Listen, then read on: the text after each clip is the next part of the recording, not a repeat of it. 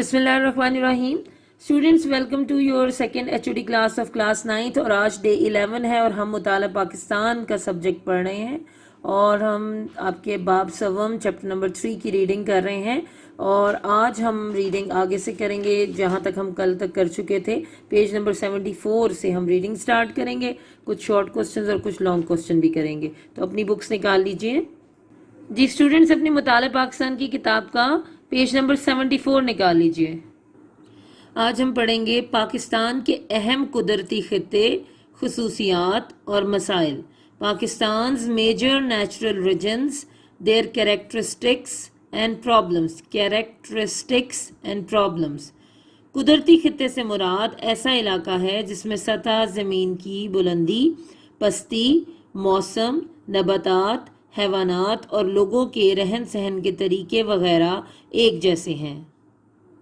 पाकिस्तान को दर्जल 5 अहम कुदरती खित्तों में तकसीम किया जा सकता है। मैदानी खित्ता, सहराई खित्ता, साहिली खित्ता, मरतूब और नीम मरतूब पहाड़ी खित्ता, खुश्क और नीम खुश्क पहाड़ी खित्ता। तो हम अब इनकी डिटेल पढ़ना शुरू करेंगे। सबसे पहले है मैदानी खित्ता।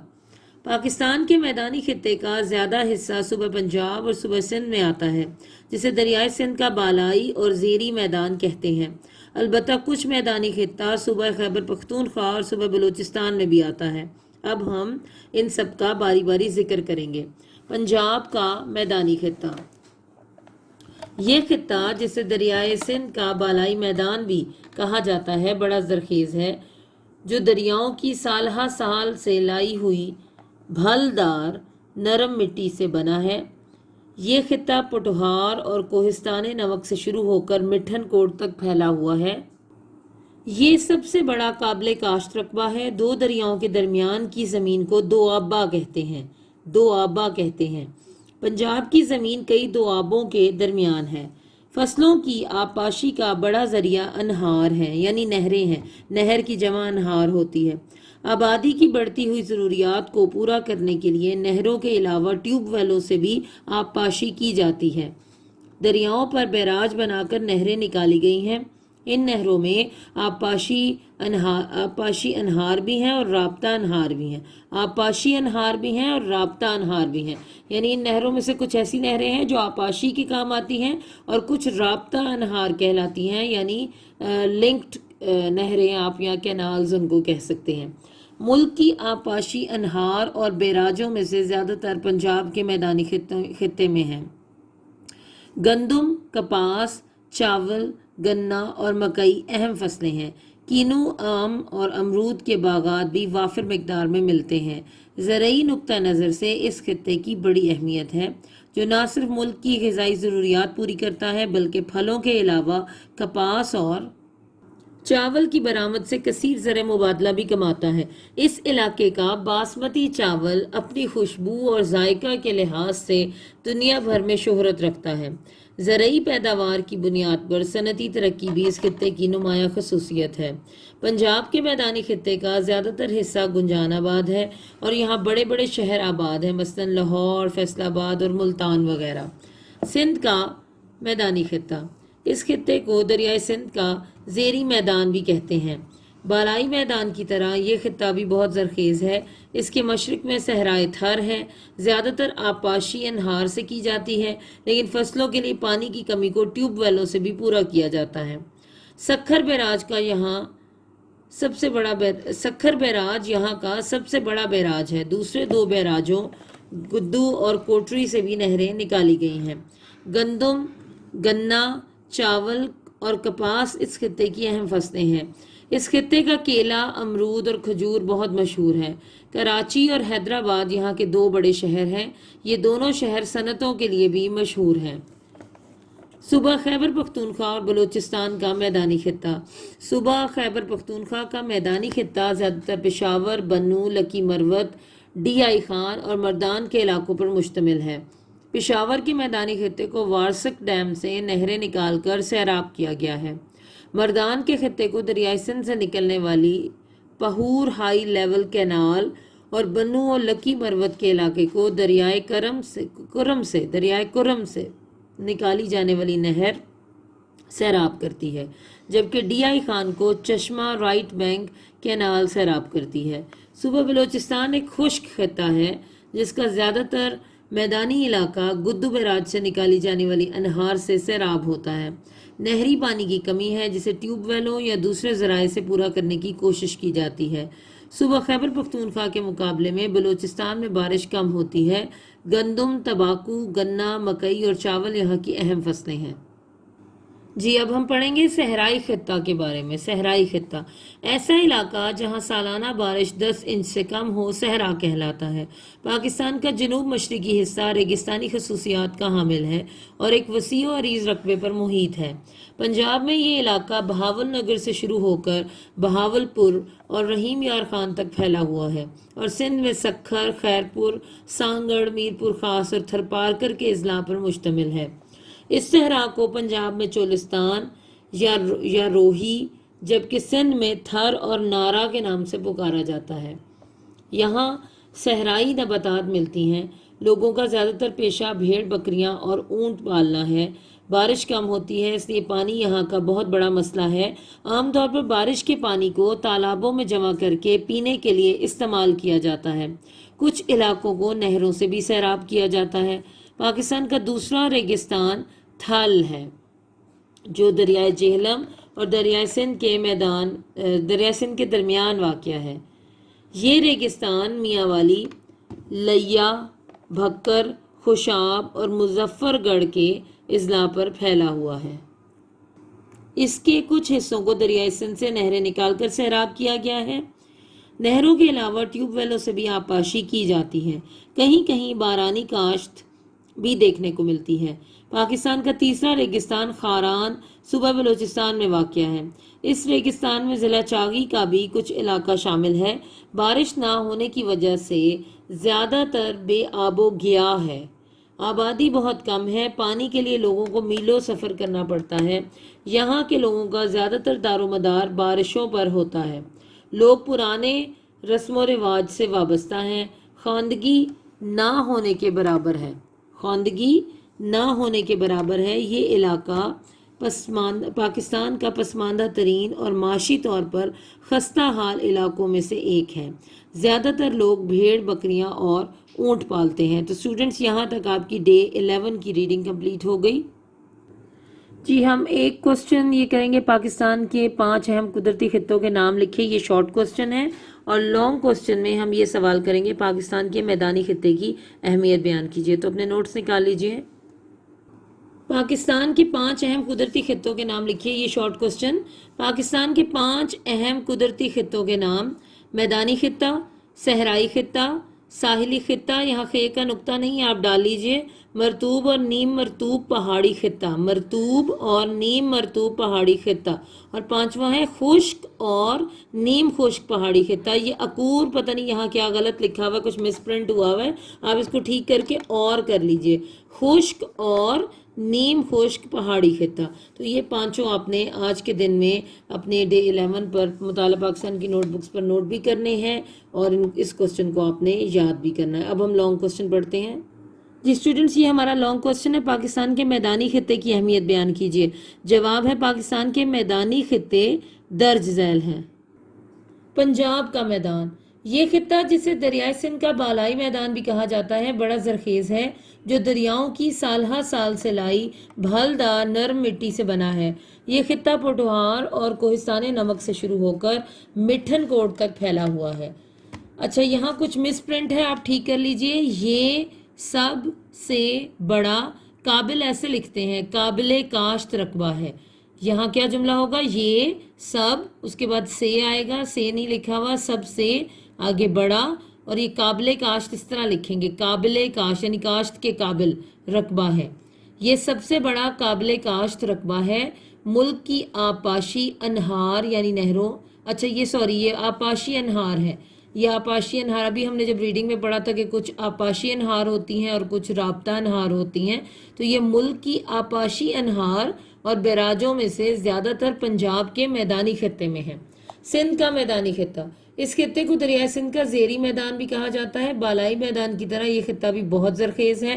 اس کے مشرق میں صحرائے تھر ہے، زیادہ تر آبپاشی انہار سے کی جاتی ہے، لیکن فصلوں کے لیے پانی کی کمی کو ٹیوب ویلوں سے بھی پورا کیا جاتا ہے۔ صوبہ خیبر پختونخوا اور بلوچستان کا میدان۔ صوبہ خیبر پختونخوا کا میدانی خطہ زیادہ تر پشاور، بنو، لکی مروت، ڈی آئی خان اور مردان کے علاقوں پر مشتمل ہے۔ صوبہ بلوچستان ایک خشک خطہ ہے جس کا زیادہ تر میدانی علاقہ گدو بیراج، یہاں پہ یہ کچھ غلط لکھا ہوا ہے، اس کو ٹھیک کر لیجئے جی، یہ لفظ ہے گدو بیراج، یہاں کاف لکھا تھا، اس کو گاف بنا لیجئے۔ گدو بیراج سے نکالی جانے والی انہار سے سیراب ہوتا ہے۔ گندم، تمباکو، گنا، مکئی اور چاول یہاں کی اہم فصلیں ہیں۔ تو اسٹوڈنٹس، یہاں تک ڈے 11 پر آپ کا یہ لانگ کوسچن بھی کمپلیٹ ہو گیا۔ آپ نے آج کے دن میں یہ شارٹ اور لانگ کوسچن اپنی مطالعہ پاکستان کی نوٹ بکس پر نوٹ کرنا ہے، اس کو زبانی یاد کرنا ہے، اور اس طرح آپ روز کا کام اگر روز کریں گے تو آپ کا کام ساتھ ساتھ مکمل ہوتا جائے گا۔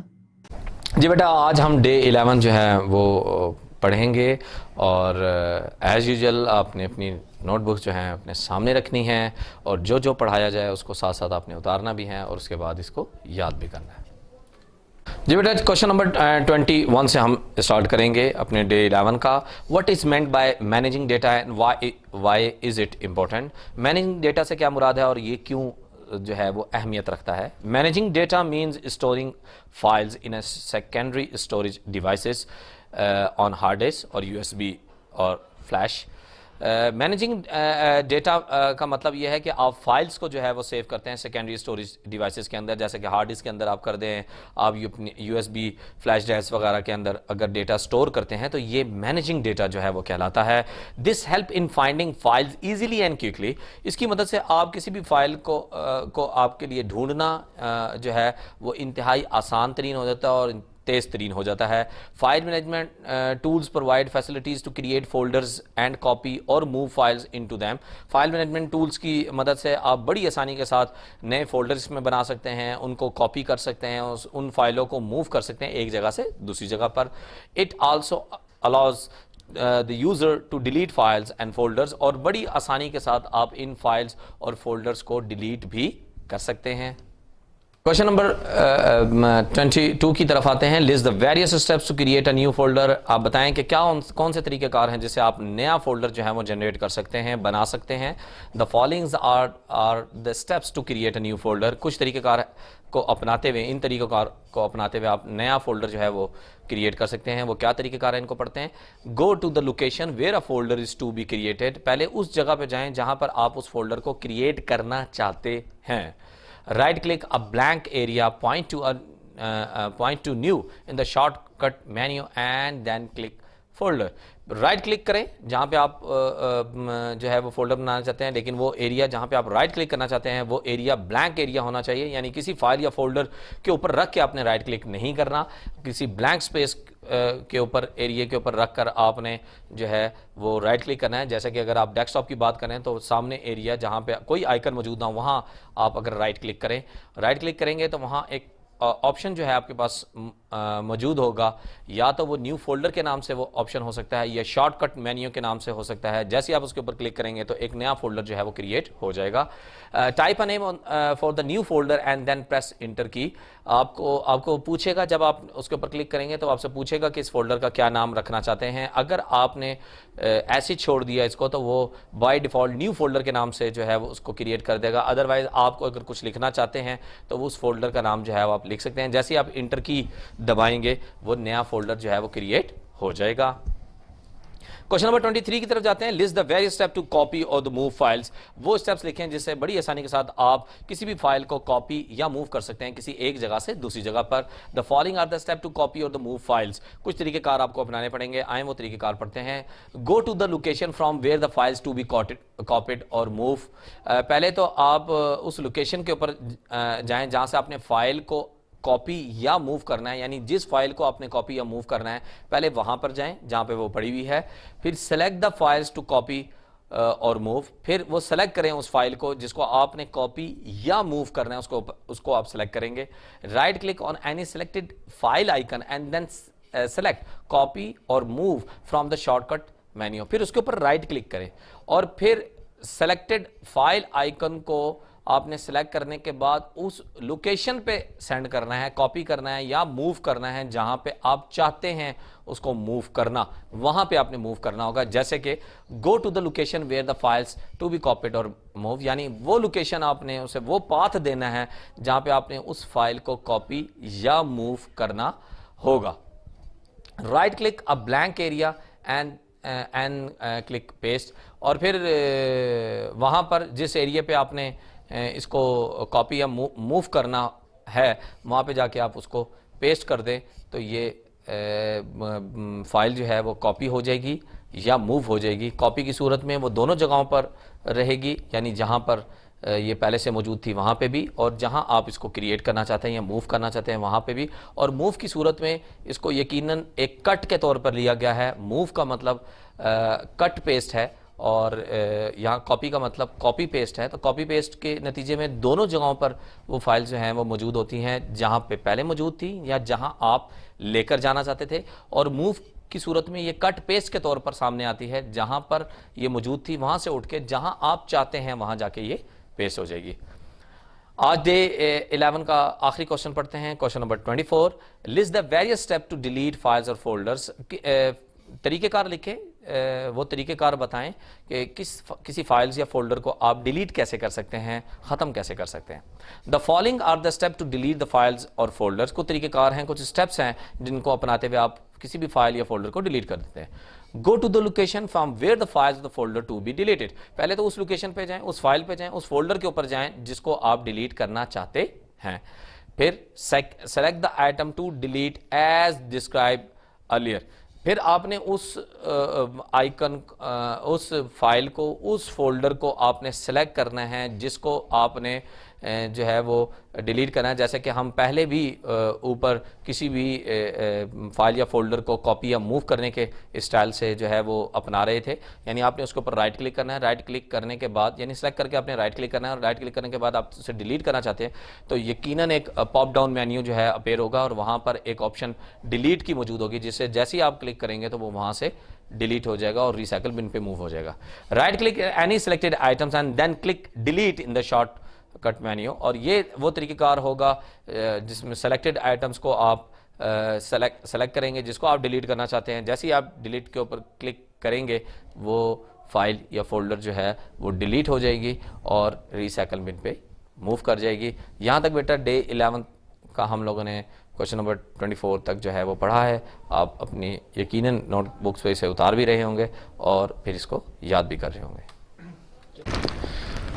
جی ایچ او ڈی کے اس 11ویں دن جو ہم نے سبق پڑھنا ہے وہ ہے سورہ انفال کی آیت نمبر 65 سے 66 یعنی 65 to 66 کا ترجمہ. اعوذ باللہ من الشیطان الرجیم, بسم اللہ الرحمن الرحیم. میں اللہ کی پناہ مانگتا ہوں شیطان مردود سے. شروع اللہ کے نام کے ساتھ جو بڑا مہربان اور بار بار رحم فرمانے والا ہے. عزیز طلبہ, ہم اس وقت آیت نمبر 65 تا 66 کا ترجمہ کر رہے ہیں. تو یہ جو ترجمہ ہے اس کو یاد کرنے کے لیے الفاظ معنی جو آپ کو یاد کرائے گئے تھے وہ بہت ضروری ہیں, اور بورڈ کے پیپر میں 9 نمبر کا یہ ترجمہ آتا ہے, اور اچھے نمبر حاصل کرنے کے لیے ترجمہ کا یاد کرنا بہت ضروری ہے. تو آئیں ترجمے کی طرف. یا ایھا النبی حرض المؤمنین علی القتال. اے نبی مومنوں کو جہاد پر ابھاریں. ان یکم منکم 20 صابرون. اگر تمہارے اندر 20 آدمی صبر کرنے والے ہوں گے, یغلبوا 200 تو وہ 200 کے اوپر غالب آئیں گے. میاتن کہتے ہیں 100 کو, اور 200 کہتے ہیں 200 کو. وَإِن يَكُن مِّنكُم 100 اور اگر تمہارے اندر 100 آدمی ہوں گے صبر کرنے والے, یغلبوا 1000 تو وہ غالب آئیں گے 1000 کے اوپر. من الذین کفروا کن لوگوں کے اوپر بھائی؟ کافر لوگوں کے اوپر. کیوں؟ بِأَنَّهُمْ قَوْمٌ کافر ایسی قوم ہے لا یفقہون جو سمجھ اور بوجھ نہیں رکھتے. الآن خفف اللہ عنکم اب یہ حکم اللہ نے تمہارے لیے ہلکا کر دیا ہے۔ وَعَلِمَ أَنَّ فِيكُمْ ضَعْفًا، اور اللہ نے جان لیا کہ تمہارے اندر کچھ کمزوری آ گئی ہے، اب تمہارے لیے اس حکم کی جگہ نیا حکم یہ دیا جا رہا ہے، فَإِن يَكُن مِّنكُم مِّئَةٌ صَابِرَةٌ، اگر تمہارے اندر 100 آدمی صبر کرنے والے ہوں گے، یغلبوا مئتین، تو وہ 200 کے اوپر غالب ہو جائیں گے۔ وَإِن يَكُن مِّنكُمْ أَلْفٌ، اور اگر تمہارے اندر 1000 آدمی ہوں گے، الفین 2000 اور الفن 1000، اگر تمہارے اندر 1000 آدمی ہوں گے، یغلبوا الفین بإذن اللہ، اللہ کے حکم سے وہ 2000 کے اوپر غالب آ جائیں گے، واللہ مع الصابرین، اور اللہ صبر کرنے والوں کے ساتھ ہے۔ یعنی پہلے حکم کے اندر 1 بمقابلہ 10، یعنی 1 مسلمان 10 کافروں کے اوپر بھاری ہوگا۔ پھر اللہ نے یہ محسوس کیا کہ مسلمان اب تھوڑا کمزور ہو گئے ہیں، تو پھر دوسرا حکم یہ نازل فرمایا کہ 1 بمقابلہ 2، یعنی 1 مسلمان اور 2 کافر برابر ہوں گے، 1000 بمقابلہ 2000۔ تو اس حکم کے ساتھ پہلے حکم کو کیا کر دیا، ختم کر دیا گیا ہے، تلاوت اس کے باقی ہے، حکم اس کا ختم ہو گیا ہے۔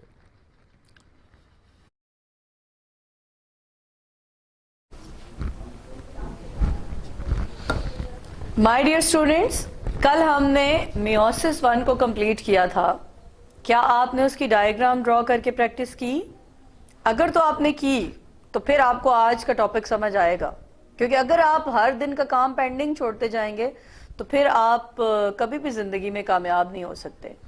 تو میں امید کرتی ہوں کہ آپ اچھے اسٹوڈنٹ ہیں، آپ نے کل کا کام کیا ہوگا، اور اب ہم میوسس 2 سٹارٹ کرتے ہیں، جو کہ لنک کرتا ہے سیکنڈ فیز آف میوسس ہے، میوسس 2۔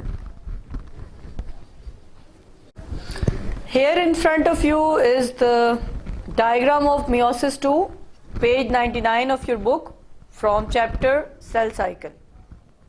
کل ہم نے جب اینڈنگ کی تھی تو ہمارے پاس 2 سیلز تھے۔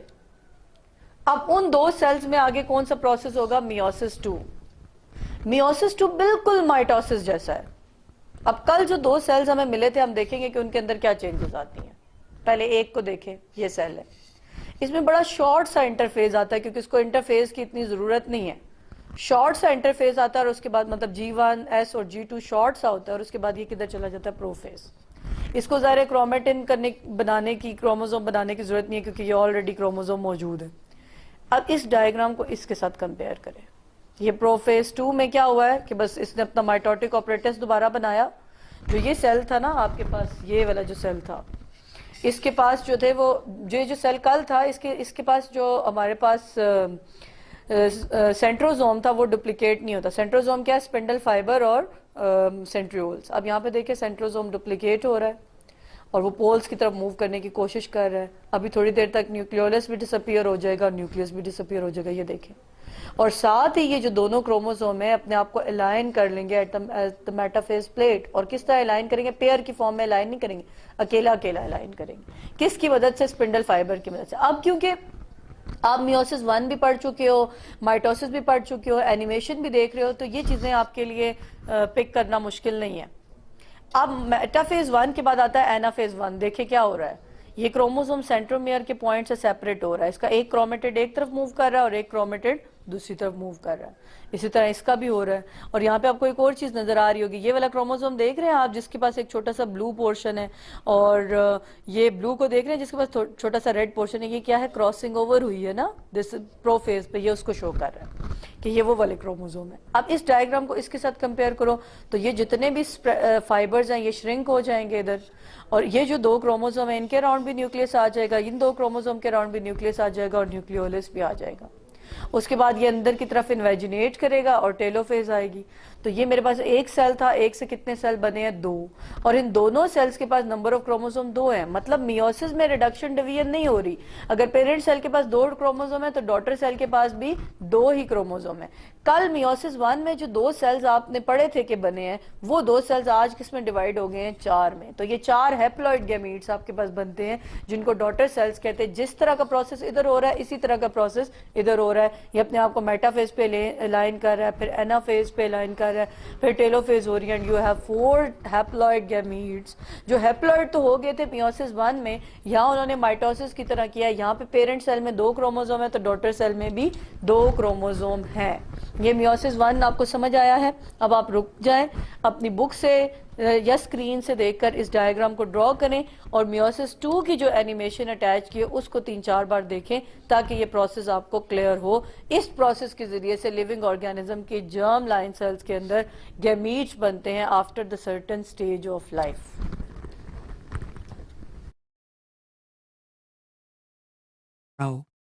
Since the final product of meiosis I is 2 haploid cells, meiosis II begins without the chromosomes going through another round of DNA replication. Centrioles again duplicate and begin moving to opposite poles of each cell. In prophase II, the sister chromatids condense while the spindle starts to form as the nuclear envelope disappears. In prometaphase II, the sister chromatids attach to the spindle by kinetochore microtubules, with sister chromatids attached to opposite poles. The spindle aligns the sister chromatids along the metaphase plate during metaphase II. During anaphase II, sister chromatids separate and individual chromosomes move toward the poles. The entire process ends with telophase II, as the chromosomes decondense and the nuclear envelope reforms. Cytokinesis occurs and cleavage furrows separate the 2 daughter cells into 4 haploid